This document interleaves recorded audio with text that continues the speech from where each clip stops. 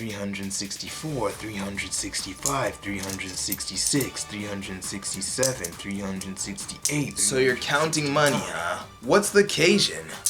Just as I thought, I don't have enough to buy the Switch 2. What the? You really thought you could buy it with coins? Of course. This is why coins are so useless. I'll never rely on them again. At least you didn't get traumatized by doing that. Worthless coins. Why would I? Oh, don't worry about that. It's all in the past now. Anyways, you not having enough coins reminded me of something. And that is... content is very important in video games. What the? How did you get reminded of that? You really are just trying to find any excuse to talk, aren't you? How much worse can this day get?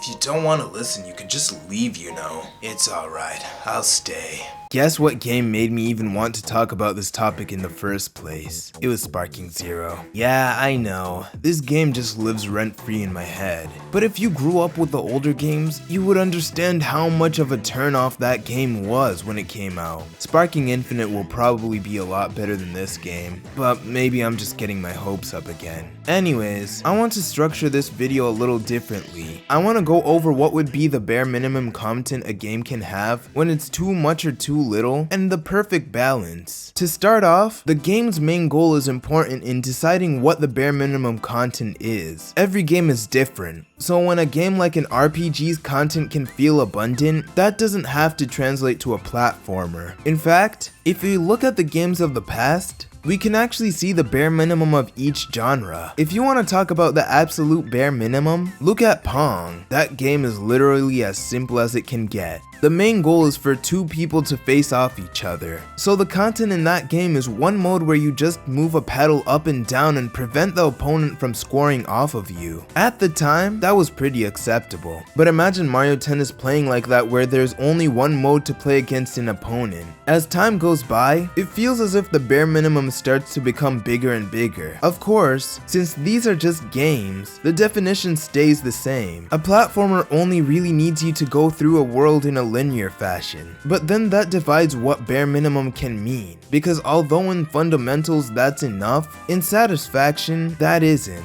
So now the challenge of a game is, does it have everything it needs to be and is it satisfactory? So although there's no concrete answer as to what the bare minimum of a game is, as long as it can fulfill those two things, that's really enough. Now that that's out of the way, what do you think too little or too much content is?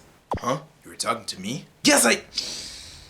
Yes, I was talking to you. Oh, I didn't think I had to do anything in this video. Well, to answer that question, as Eeb said a second ago, as time goes on, the content in games also increases. But sometimes, there's just so much to do in a game. And I'm not talking about some Breath of the Wild level of content where there actually is a lot to do in the game. I'd say that level is fine because you can do as much as you want, and the end of the game is always available after the prologue. What I'm talking about is mainly with many modern games feeling way too long because there's so much to do. Take a modern RPG for example. In the past, an RPG would take about 30 or so hours to complete. The older RPGs like Dragon Quest and stuff would take about maybe 10 hours. That would be mainly because the story was pretty straightforward and the objective wouldn't take too long. However, each remake of Final Fantasy VII literally takes as long as the original game. So imagine playing all 3 remakes for the full story. That would put you in an about 90-hour experience. Bear in mind, the whole point of the RPG is its story. And although I gave an example using RPGs, I feel like that can be applied with many story-focused games. In fact, in a way, although there's an abundance in story content, when you think about it, if you take that aspect away, some games suddenly become lacking in content.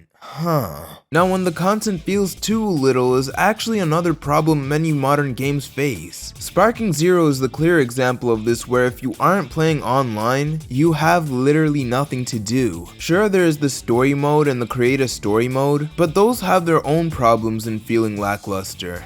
But I don't want to focus on a game that Eeb already said enough on. Fighting games in general feel like they don't have enough in them. Sure, the whole point of a fighting game is to have two people fighting each other, but that doesn't mean that should be the only thing included. Many fighting games get something wrong these days, and that's how to reach out to a more casual audience. Now listen carefully, fighting game devs. Making the controls as basic as possible doesn't mean more casual players will come. Content is what makes the game, and if the only thing available is just a very serious one-on-one mode, you will see the potential number of players be a lot smaller. It won't truly matter to people who are dedicated to a title and trying to become the best, but it will very much matter to people who don't care about being the best. That's why Smash is such a good game for everyone. Not only do you have the options for the more casual side, there are also the options available for the more competitive players. But in some way, that can also lead into the topic, the importance of accessibility in a game. However, that's a topic for another day. Absolutely magnificent, me too. You've exceeded my expectations in that explanation.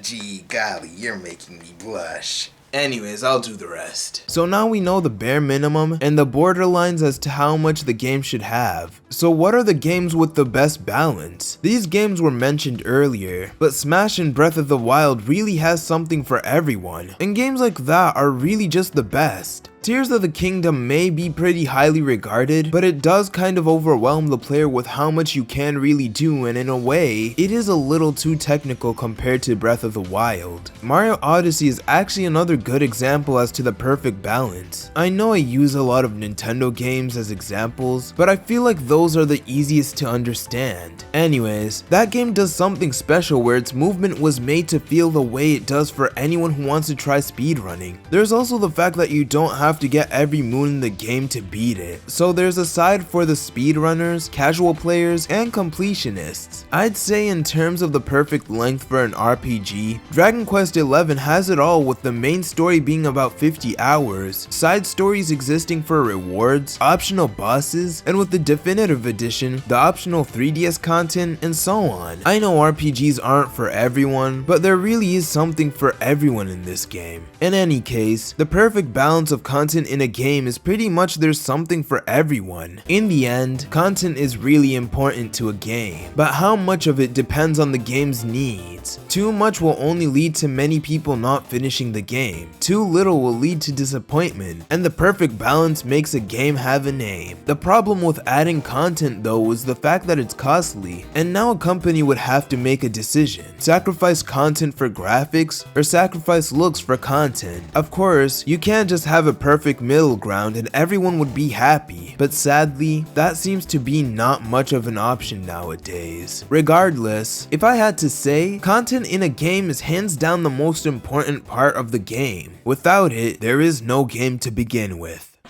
That was beautiful. Thank you. I only wanted to express my feelings towards the wonders of content in games. Why are we talking like this? I don't know. Anywho, can you lend me some money?